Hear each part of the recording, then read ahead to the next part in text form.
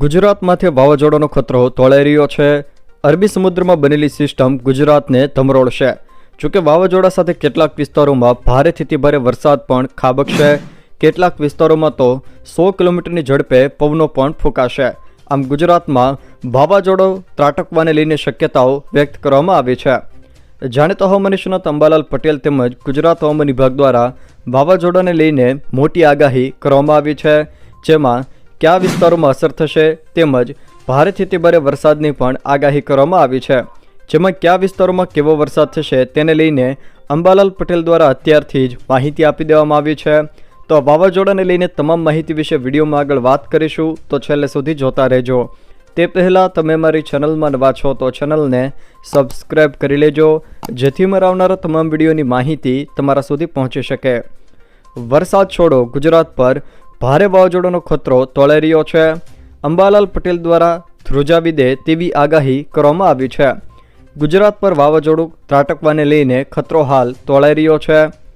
અંબાલાલ પટેલે આગાહી કરતાં જણાવ્યું છે કે અરબી સમુદ્રમાં ચક્રવાત સક્રિય થવાની શક્યતાઓ છે, જેના કારણે ગુજરાતના ઘણા ભાગોમાં ભારેથી અતિભારે વરસાદ અને વિનાશક પવનો પણ ફૂંકાઈ શકે છે। અંબાલાલ પટેલના જણાવ્યા અનુસાર આગામી 21 મે 2025થી ગુજરાતના વાતાવરણમાં મોટો પલટો આવવાની શરૂઆત થશે।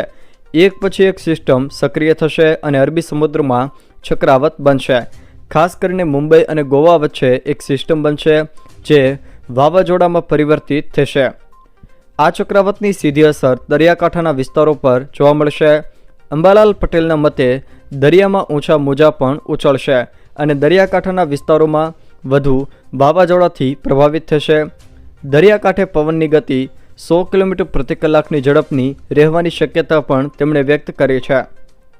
જોકે આ ચક્રાવત સક્રિય થવાને કારણે ગુજરાત અને મહારાષ્ટ્રના કેટલાક ભાગોમાં ભારેથી અતિભારે વરસાદ થવાની પણ શક્યતા છે। તેઓએ જણાવ્યું છે કે મે મહિનાના અંતમાં ખાસ કરીને 23થી લઈને 31 મે સુધી ગુજરાત પરમાં વરસાદ થવાની શક્યતા છે, જેના કારણે વહેલા જ અષાઢી માહોલ સર્જાઈ જાય એવી પણ શક્યતાઓ છે।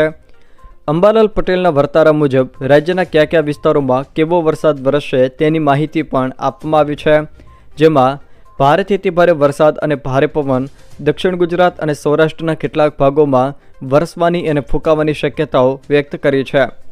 જેમાં ભારે વરસાદનું અનુમાન સુરત, નવસારી, વલસાડ, નર્મદા, ભરૂચ, ડાંગ, તાપી, દાદરાનગર હવેલી સહિત દક્ષિણ ગુજરાતના તમામ જિલ્લાઓમાં વરસાદનું વ્યક્ત કરવામાં આવ્યું છે।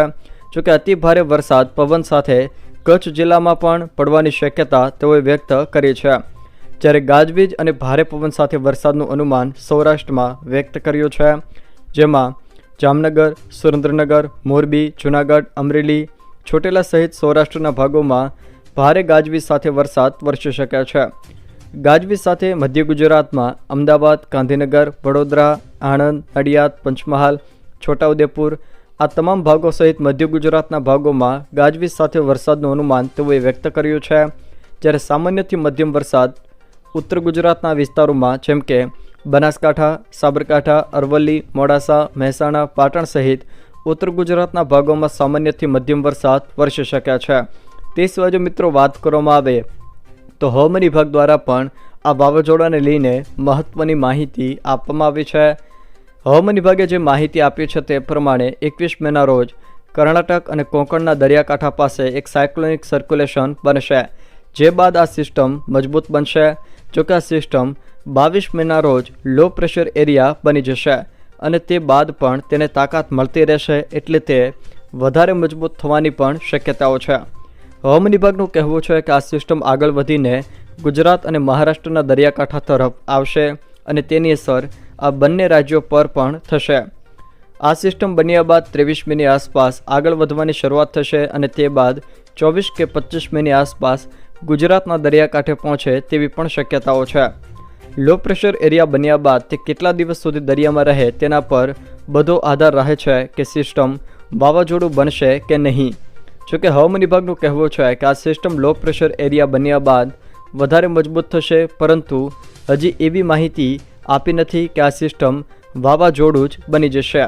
તે સિવાય જો મિત્રો વાત કરવામાં આવે તો ગુજરાત હવામાન વિભાગ દ્વારા આગામી 7 દિવસ રાજ્યના છૂટાછવાયા વિસ્તારોમાં હળવાથી મધ્યમ વરસાદની આગાહી કરી છે, જ્યારે આજે પણ રાજ્યના કેટલાક વિસ્તારોમાં ગાજવીજ સાથે વરસાદની આગાહી કરી છે।